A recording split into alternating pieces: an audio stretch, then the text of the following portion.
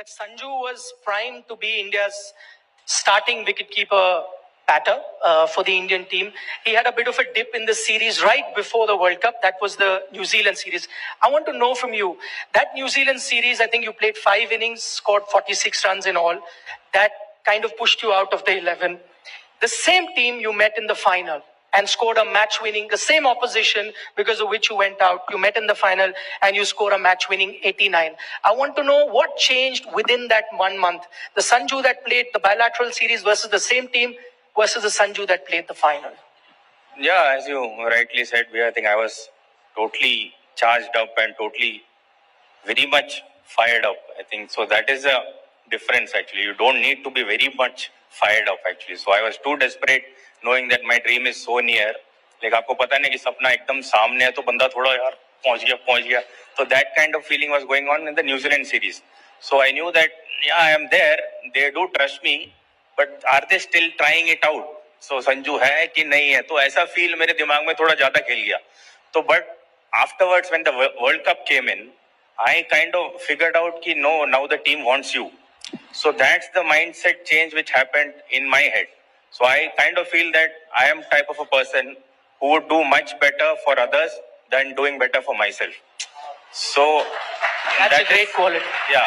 So that is what I learned actually. So वो वाले series में मैं अपने बंदों से लड़ रहा हूँ. नहीं मैं खेलता हूँ तो that I am not very much comfortable. So right from the Zimbabwe game, it was like 4 में से 4 जीतने और टीम को तेरी जरूरत है तो करके दे. So that's when मैंने बोला नहीं यार अब तो करेंगे. So it was very positive, it was very fired up, and New Zealand series gave me enough petrol in my tank to go the extra mile. So I had a defeat. I was absolutely broken because मेरा dream था कि World Cup खेलना है, World Cup जिताना है, and I'm not even in the 11. So actually I was gone for 5-6 days, and then I started rebuilding myself, started preparing myself, knowing you never know what the game want to give back to you. So all these things happened, and that's the change which I had. Like Gautam Gambhir, the coach, also said in an interview that they've tried to change the concept of Indian cricket, not the culture, but the concept of Indian cricket, which is personal milestones are good, very important, but they are not the be-all, end-all. For example, he said Sanju could have scored 3 centuries. Maybe he couldn't. Maybe somebody else played those 6 balls and scored 26 runs. So is there a conscious effort? Is there really a conscious effort? Or do we hear all these things after the World Cup win? No, Paji is very true to that. I think Abhi would agree to me. Like this is the constant conversation points which we have written down in the team meetings. Right from Sri Lanka series where Surya and Gautam Bhai were the leaders of the Indian team. Right from that moment, it was very clear there is no personal milestone. So that's how we all adapted, and that's how our character also got aligned to the team's actually starting point. So yeah, definitely there is a conscious effort. But thinking about my 300s, which people say I missed out. So I think नहीं यार बहुत बहुत बड़ा काम हुआ है. Like I absolutely contributed really well. I kind of feel that like definitely मैं ऐसे नहीं बोलूँगा कि मैंने 100 के बारे में सोचा ही नहीं. ह्यूमन बीइंग भैया आ ही जाते हैं नहीं यार 100 लग जाए मजे आ जाएगा. You definitely think about it, but those thoughts came in, and then I told myself यार तेरे रन अभी तक बने कैसे हैं? You didn't think about 100 when you started to play. So I respected the process which was giving me runs, and I just stuck to the plan. No matter 80, 90 कुछ भी हो, you just have to be in the process, and the process was team first. So every decision was taken कि भाई अभी team को क्या चाहिए. So, just an extension of that, because he's talking about that culture. It's fascinating. I come across one thing which is so similar for the two of you. You have a conversation because he had a few ducks in this World Cup. You had a conversation with Surya Kumar Yadav, the captain, who I think told you, "Tere 15 duck bhi aayenge, to bhi tu khelega." He had a conversation with Gautam Gambhir, the coach in Sri Lanka, where he said, "21 baar bhi tere ducks aayenge, to bhi tu khelega." The number changed, but the philosophy remained the same. It's incredible. And two different people. Yeah, I mean, as a coach, as a captain, it's not even easy to say to any of the player. I mean, we have captain few teams, but once we are at that stage, it's not easy to say to any player, even if he's like the main player of the team, or maybe he has won few games for you, but going to him when he's not doing well and telling him that if you score zero in next game as well, I'm gonna make sure you play the final game. So I think that was the confidence and that was the team environment we had during this tournament. Not in this tournament, throughout the this 2 years of journey we had. So as a team, we always had in my mind. So when I was used to go and bat over there, my only plan was how I can utilize the 6 overs for the team. So there was nothing in my mind that I could score 50 or probably stay not out. On I think once this thing comes off from your mind, it's much easier for you as a player to just go and play your game and do well for the team. Well, it's not so easy for the two of them, the Jodi number one, to have replaced the likes of Virat, Kohli and Rohit Sharma. I mean, when India won the first T20 World Cup in the last one in 24, we were there in Barbados. So Virat, Kohli and Rohit Sharma were opening for India. And then Sanju Samson and Abhishek. But the two of you are also dad's army. Both Abhishek and Sanju Samson, I mean, they've, whatever cricket that they've played and that they've read, they owe a lot to their respective fathers. Abhishek's dad is here. Sanju, we would have loved to speak to your dad. We do speak to him quite often, but not on camera.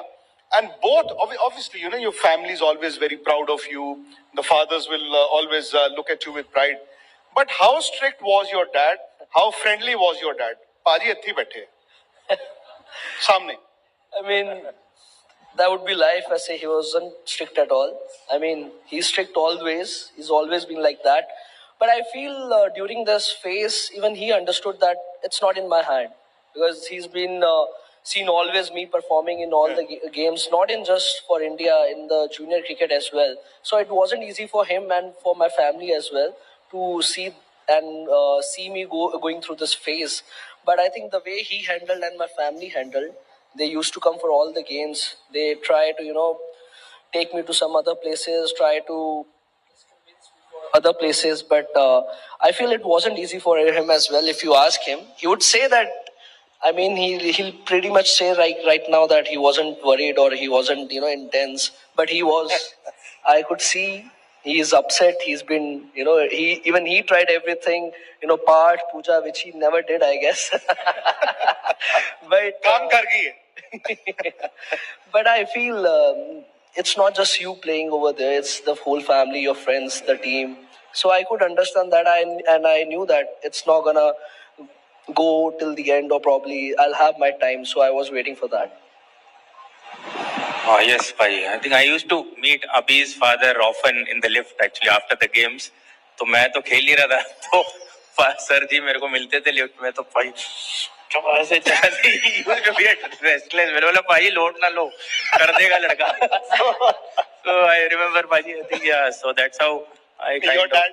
my dad, as Abhi said, I think my childhood definitely was very strict, and he actually mentored both of us. My elder brother, we both are cricketers. So I think, as he rightly said, I think they are the क्या बोलते हैं वो शिल्पी को क्या बोलते हैं जो you make the statue, like properly.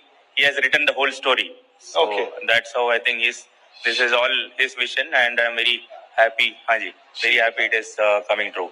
Very nice. In fact, I again tell you the two stories. Abhishek's father has played very good competitive cricket at the first class level. He used to have a bank job, do 1 hour of his job, and the rest of the hours in a day he would spend on Abhishek becoming a better cricketer. Sanju's father was in Delhi police here. He left his job because, even though I have a friend from Delhi cricket here, but Delhi cricket, you don't get too many chances. So his father left Delhi in a month, moved back to Kerala so that his, even though he was uncertain about his job, so that his son can get those chances going forward. And I think it's the sacrifices that the two fathers made, that these two are here. So that's an incredible story from the two dads as well. Before, I want to also talk to you a little bit about IPL that's coming up. But before that, because, World Cup's done, dusted, you guys are world champions. In India, we are so obsessed with what's next. So for Indian fans, the next thing is a ODI World Cup. It's coming. It's about a year away. Is there a drive? Is there a desire to even make the... You've played ODI cricket for India.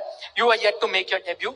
But is there a desire to extend it from T20 and hopefully play ODI cricket also?